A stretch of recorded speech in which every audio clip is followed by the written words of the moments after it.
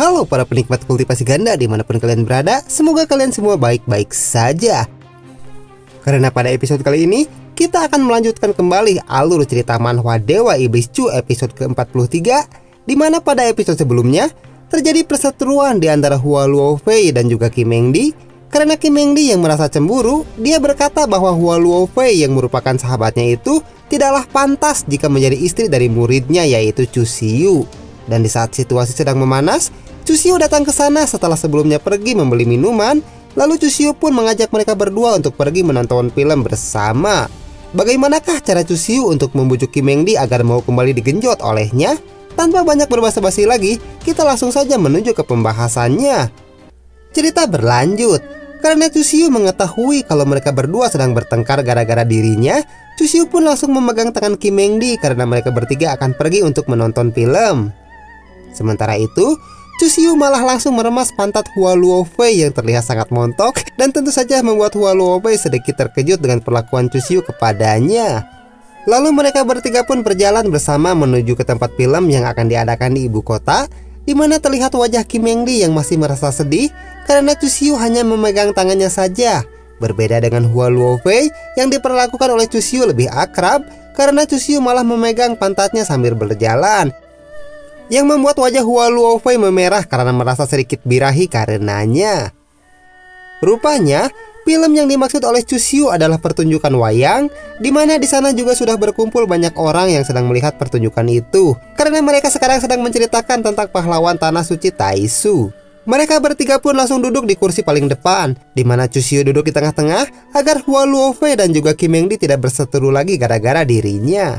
Secara kebetulan tanpa direncanakan oleh Chu Xiu sebelumnya, pertunjukan itu menceritakan tentang Master Agung Taisuji yang melakukan perjalanan menuruni gunung untuk berlatih latihan spiritual ketika dia masih menjadi orang suci dan belum menjabat sebagai pemimpin tertinggi di wilayah tanah suci Taisu. Aku penasaran bagaimana perasaan kakak Hua sekarang setelah dia mendengar mereka menceritakan tentang kisahnya, ucap Chu Xiu di dalam hatinya. Di sebelah mereka terlihat seorang ibu dan anaknya yang juga melihat pertunjukan itu. Sang anak berkata, "Ibu, apakah Dewi Taisu adalah Master Agung Taisuji?" Ibunya menjawab, "Benar, dia adalah Dewi yang terbang di atas langit ibu kota kemarin." Anak itu kembali berkata, "Aku juga akan berlatih agar bisa sekuat Dewi Taisu untuk melindungi ibu dari ancaman para iblis."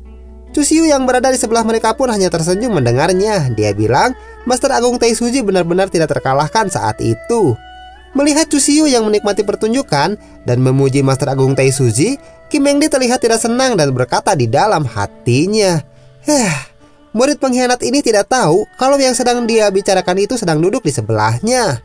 Setelah mengetahui kalau film yang dimaksud tidak sesuai dengan harapannya, Chu Xiu merasa kecewa. Dia bilang, pertunjukan wayang kulit seperti ini sama sekali tidak layak disebut sebagai film. Hua Luofei bertanya, "Apa maksudmu dengan berkata seperti itu?" Chu Xiu menjawab, "Di suatu tempat bernama Bintang Biru yang jauh, film disebut juga dengan gambar bergerak atau gambar dinamis. Dilihat sepintas saja sudah jelas sekali kalau gambar yang direkam oleh batu kristal penyimpanan gambar itu lebih mirip dengan sebuah film." Tentu saja Hua Luofei tidak mengerti dengan yang dimaksud oleh Chu Xiu dan kembali bertanya, "Aku belum pernah mendengar definisi yang kau sebutkan itu di benua Tianqiong."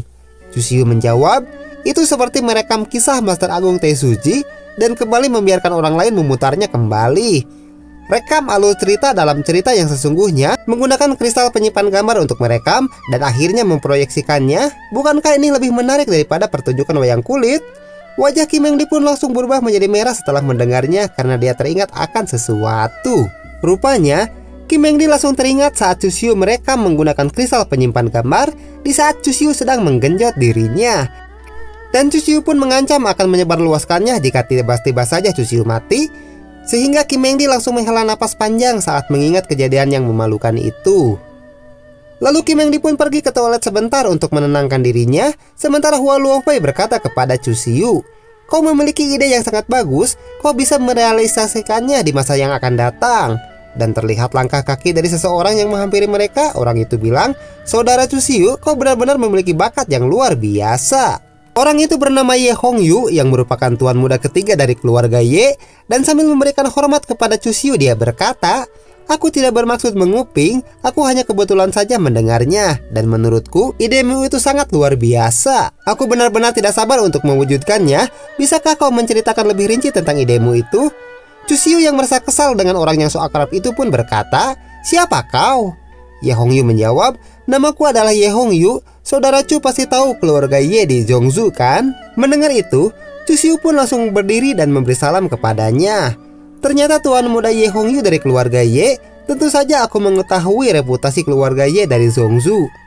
Setelah memberinya salam dan mengamati Ye Hongyu dari dekat, Cusiu pun berkata di dalam hatinya, kultivasi orang ini tidaklah rendah. Setidaknya dia berada di ranah Seng Tongjing. Lalu Ye Hongyu pun menghampiri Cusiu dan berbisik kepadanya, "Saudara Chu, bisakah kau menceritakan lebih banyak tentang proyek ini? Karena aku berpikir kalau proyek ini bisa menghasilkan banyak uang." Cusiu menjawab, "Sepertinya saudara Ye sangat tertarik dengan ceritaku." Ye Hongyu kembali berkata, "Tentu saja aku sangat tertarik. Kita bisa menghasilkan banyak uang dengan proyek ini. Dan karena kau yang memiliki idenya, kau akan mendapatkan 30% dari semua keuntungannya." Lalu Cusiu pun menceritakan tentang idenya kepada Ye Hongyu. Dan Ye Hongyu langsung mencatat semuanya tanpa ada yang terlewatkan. Sementara itu, Hua Luofei yang tidak mengerti tentang yang sedang didiskusikan oleh Cusiu, dia bertanya kepada Kim Mengdi yang baru saja kembali dari toilet. "Mengdi, apa kau tahu yang sedang mereka tulis itu?" Kim Mengdi menjawab, "Aku juga tidak tahu, sepertinya mereka sedang mendiskusikan sesuatu yang penting." Kemudian, setelah berjalan-jalan dan menonton pertunjukan semalaman, mereka bertiga pun kembali ke kedutaan besar Tanah Suci Taisu untuk beristirahat. Tapi di depan pintu masuk, Cusiu malah mengangkat tangannya. Dia bilang, "Kakak Hua, ada sesuatu yang ingin aku sampaikan." Tentu saja Hua Luofei pun menjadi kebingungan karena dia tidak tahu apa yang sedang dipikirkan oleh Cusiu. Kim Mengdi yang ada bersama mereka pun menjadi sangat kesal mendengarnya dan berkata di dalam hatinya, "Apa sebenarnya yang ingin dilakukan oleh murid pengkhianat ini? Bukankah kau harus pulang bersamaku?" Karena Cusiu merasakan tatapan tajam dari Kim Mengdi yang ada di belakangnya, Cusiu pun mengurungkan niatnya dan berkata kepada Hua Luofei, "Kakak Hua, kau pasti sangat lelah hari ini. Pergilah untuk beristirahat." Hua Luofei menjawab, "Kau pasti lelah juga. Sesampainya di ruanganmu, kau juga harus beristirahat." Kim Mengdi yang berada di belakang mereka pun terlihat tidak senang mendengar mereka berdua yang saling mengucapkan salam perpisahan. Lalu Hua Luofei pun pergi menuju ke ruangannya dengan perasaan yang sangat bahagia dan berkata di dalam hatinya, "Jika aku benar-benar menikah dengan Cusiu, bagaimana seharusnya aku memanggil Kim Mengdi? Apakah tetap dengan sebutan Mengdi? Ataukah aku harus memanggilnya sebagai Master?" Begitu juga dengan Cusiu dan Kim Mengdi. Mereka berdua pun pergi ke ruangan mereka untuk beristirahat, di mana Cusiu langsung menyuruh Kim Mengdi untuk duduk di sampingnya. Dia bilang, "Master, cepat kemarilah, karena aku sudah merasa sangat birahi." Tapi Kim Mengdi yang masih merasa kesal tidak langsung menuruti Cusiu. Dia bilang, "Dasar murid pengkhianat, berani sekali seorang murid senior sepertimu malah menggoda seorang tetua dari Gunung Daoyun." Kim Mengdi pun menjadi sangat kesal dibuatnya karena Cusiu malah memakan manisan saat sedang dimarahi olehnya. "Kau masih sempat-sempatnya memakan manisan sekarang? Apa kau tidak mendengar perkataan dariku?" Cusiu menjawab, "Aku bukannya mau memakan manisan ini, tapi aku membelinya khusus untukmu. Tapi aku tidak memiliki kesempatan untuk memberikannya kepadamu, karena kau juga tidak ingin kalau kakak Hua mengetahui hubungan gelap di antara kita berdua kan?" Kim Mengdi pun langsung mengambil manisan itu dari tangan Cusiu. Dia bilang, "Memangnya apa hubungan di antara kita berdua? Bukankah hubungan di antara kita berdua hanya sebatas guru dan murid saja? Terlebih lagi, kau adalah seorang murid pengkhianat yang berani menggoda seorang gadis cantik dan berkata dengan penuh kasih sayang di hadapanku." Lalu Kim Mengdi memakan manisan itu dan kembali berkata, "Jangan mengira masalah ini sudah selesai. Kau tetap mengirimkan bunga kepada wanita lain dan kau mengatakan bahwa dia lebih cantik daripada bunga. Itu membuatku merasa sangat muak saat mendengarnya." Tapi Kim Mengdi merasa terkejut karena di saat dia sedang memakan manisan, Cusiu mengeluarkan sesuatu dari kantong bajunya. Rupanya, Cusiu mengeluarkan setangkai bunga untuk merayu Kim Mengdi yang sedang merasa kesal. Cusiu bilang, "Sebenarnya, orang yang sangat ingin aku berikan bunga adalah dirimu. Apakah menurutmu bunga itu seindah dan menyilaukan seperti sisa-sisa cahaya matahari dan bintang di cakrawala?" Karena Kim Mengdi hanya diam saja saat dirayu olehnya, Cusiu pun meletakkan tangannya di antara kedua susuk Kim Mengdi dan kembali berkata, "Tapi semua keindahan itu tidak cukup untuk mengalahkan kecantikan masterku yang satu ini." Kim Mengdi menjawab, "Cih, enyahlah dari hadapanku dan berhentilah bersikap menjijikan seperti itu. Karena bunga itu tidak cukup untuk merayu Kim Mengdi, Cusiu pun langsung membuangnya. Dia bilang, "Hoho, apakah aku tidak boleh memuji masterku yang cantik ini?" Kim Mengdi menjawab, "Lancang sekali mulutmu itu. Aku tidak butuh pujian dari murid pengkhianat sepertimu. Kau pikir kau bisa membodohiku dengan mudah? Sebenarnya apa hubunganmu dengan Penatua Hua?" Tapi Cusiu malah kembali menggoda Kim Mengdi. Dia bilang, "Master, bilang saja kalau kau sedang cemburu." Tentu saja Kim Mengdi langsung marah saat mendengarnya dan berkata, "Omong kosong, untuk apa aku merasa cemburu? Aku adalah mastermu, jadi sudah sewajarnya aku untuk menjagamu." Lalu Cusiu memeluk Kim Mengdi dari belakang. Dia bilang, "Master, kau tidak perlu bersikap seperti itu, karena kalian berdua adalah sayapku untuk bisa terbang tinggi, jadi seharusnya kalian itu harus akur satu sama lain." Mendengar omong kosong yang diucapkan oleh Cusiu, amarah Kim Mengdi pun langsung memuncak dan langsung menggampar wajah Cusiu dengan sangat keras. Saking kerasnya pukulan Kim Mengdi, Cusiu sampai terhempas keranjang. Kim Mengdi berkata, "Dasar murid pengkhianat yang sangat tidak tahu malu. Tampaknya kau malas berlatih akhir-akhir ini, sehingga kualifikasimu masih sangat rendah dalam menilai orang lain. Dan kau terlalu banyak membuang-buang waktumu untuk hal yang tidak berguna." Tidak cukup sampai di situ, Kim Mengdi langsung mengeluarkan sebuah cambuk untuk memberikan Cusiu pelajaran. Dia bilang, "Aku sudah memperingatkanmu untuk tidak bermain-main. Aku adalah mastermu. Apakah kau berpikir kalau aku tidak bisa menghukummu?" Wajah Cusiu pun langsung berubah menjadi pucat setelah melihat Kim Mengdi yang berniat untuk menyiksanya. Lalu Kim Mengdi membentangkan cambuk di tangannya dan kembali berkata, "Aku Kim Mengdi, jika aku sudah memutuskan untuk menghukum seseorang, tidak ada seorang pun yang bisa menghentikanku." Cusiu menjawab, "Master, hentikan karena kakak Hua bisa mendengarnya." Karena Kim Mengdi merasa cemburu setelah melihat kedekatan Cusiu dan Hua Luofei, malam itu pun yang seharusnya menjadi ritual kultivasi ganda seperti biasanya, berubah menjadi malam penyiksaan untuk Cusiu, yang terus-menerus dicambuk oleh Kim Mengdi meskipun Cusiu berteriak meminta ampun kepadanya. "Kau tidak perlu khawatir, karena aku telah memasang arai pelindung. Sekuat apapun kau berteriak meminta tolong, tidak ada seorang pun yang akan datang untuk menolongmu," ucap Kim Mengdi.